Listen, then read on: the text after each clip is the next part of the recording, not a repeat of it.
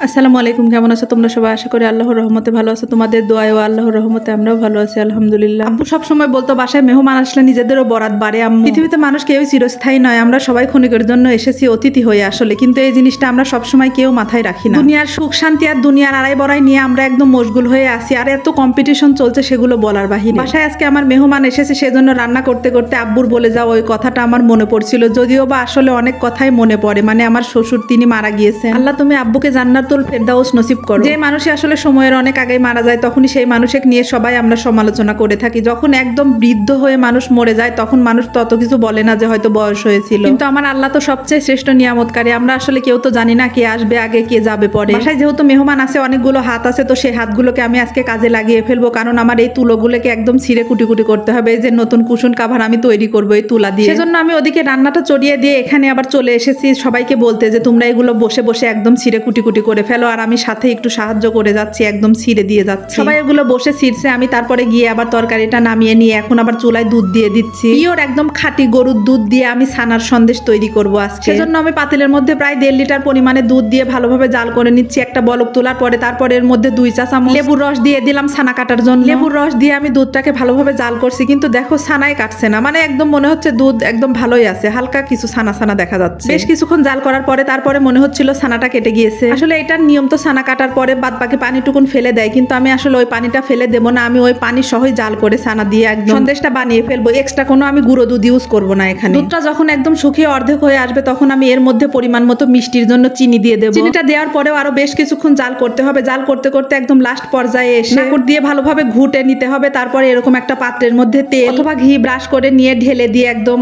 ঠান্ডা করার জন্য রেখে দিতে হবে। হালকা একটু ঠান্ডা হয়ে আসলে তারপরে একদম ছুরি দিয়ে কেটে নিতে হবে। ওটা আমি কেটে ফেলেছি অফ ক্যামেরায়। এই যে দেখো কাটার পরে আমার সন্দেশগুলো কেমন লাগছে, আর একদম এটা ভেঙে আমি তোমাদেরকে দেখাচ্ছি। এই সন্দেশটা বানিয়ে রেখে এখন আমি একটু কাঁঠাল মেখে খাবো। হালকা লেবুর রস আর লবণ দিয়ে এইভাবে মেখে খেলে গ্যাস হয় না, এটা খেতেও অনেক মজা হয়। আমি এত কিছু রান্না শেষ করে এসেও দেখতে পাচ্ছি যে এরা এখনো তুলো ছিঁড়ছে। সারাদিন লাগবে হয়তো এই তুলোগুলো ছিঁড়তে। প্রতিদিনের মতো আজকের এই ভিডিওর কোনো অংশ যদি তোমাদের ভালো লেগে থাকে তাহলে প্লিজ একটা লাইক করে দিও। পাশে থাকা বেল বাটনটি ক্লিক করে দিও, এতে করে নতুন ভিডিও ছাড়া মাত্রই তোমাদের কাছে নোটিফিকেশন চলে যাবে। আর যারা অলরেডি এই কাজটা করেছে তাদেরকে অসংখ্য ধন্যবাদ। তুলো ছিঁড়ার মেশিন যদি তোমাদের কারো দরকার হয় তো আমাকে কমেন্টে জানিও, আমরা তোমাদের বাসায় গিয়ে হাজির হয়ে যাবো। আমাদের বাসার সবার হাত অনেক মেশিনের মতো চলছে, মানে খুব দ্রুত কাজ হচ্ছে। আসলে ওইটা আমি মজা করে বললাম যে সারাদিন লাগবে। আজ এই পর্যন্তই, দেখা হবে নতুন কোনো ভিডিওতে। সে পর্যন্ত তোমরা সবাই ভালো থাকবে, সুস্থ থাকবে। আল্লাহ হাফেজ, আসসালামু আলাইকুম।